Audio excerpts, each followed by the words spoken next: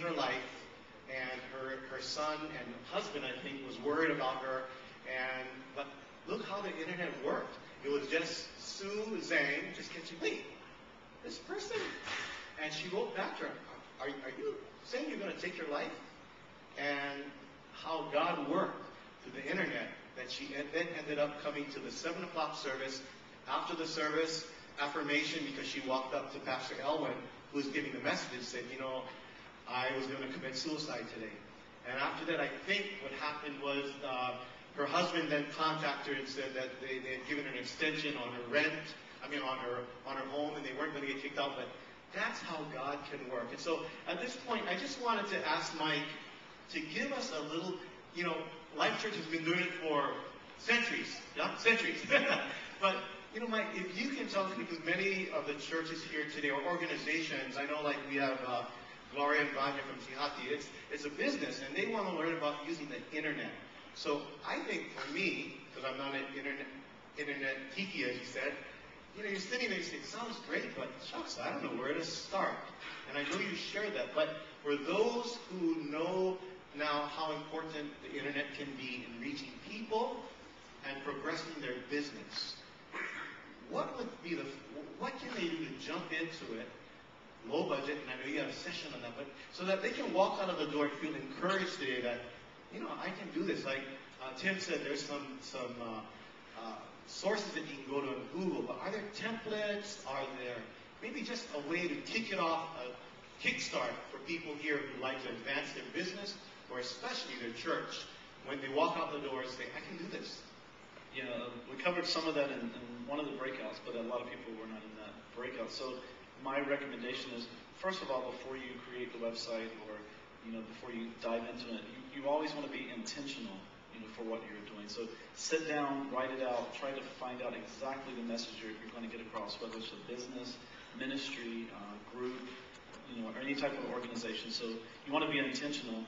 And if it's just something you're starting out low budget, you know, what they recommended in the other session was WordPress is a great tool to use. WordPress used to be mainly for blogs, but now it's actually used to, people create whole websites out of it. It's a content management system. So you can go to WordPress.org.com, one of those, and it'll come up. Just go to WordPress, and you can get started that way. But there's lots of templates. They mentioned several this morning. Template Monster is one. You can pay, you know, just 20, 30, 40, 50 bucks.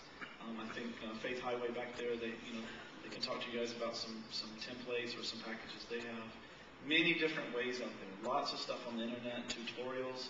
You can just go Google or a search engine, and you can find out all types of stuff. And Mark was mentioning in his breakout, YouTube has a video almost for anything nowadays. So you can just type in, you know, web development or starting a website, and there's all types of how-to articles, videos on there that you can check out.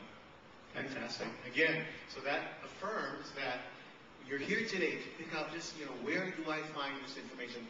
What we're going to do right now in the last half an hour before we go into the sessions is we want to open it up to questions from you. Now, don't be shy.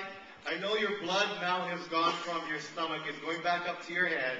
And we have people out there with microphones.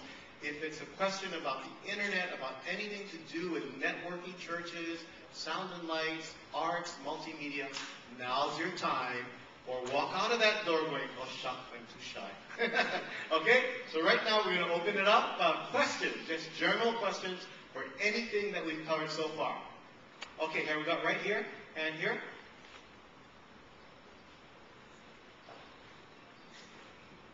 This question's for Tim. How much time do you usually have in creating a video, or what's the deadline that you're usually given before a service? Are there any pastors out there? By the way, this guy and his wife are from Alaska. Do you believe they came that far? That's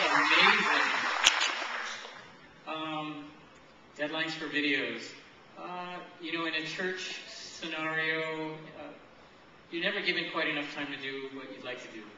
And but I think the lesson for us is that videos they're kind of like manuscripts. They're kind of like writing. you never really finish. You just have to stop working in order to make your deadline, because you could continue to work on it and tweak it and do this and do that. And so the restrictions that Bobby was talking about, they lead to creativity, because, like, well, how much time do we have for this video? 3 weeks? Never.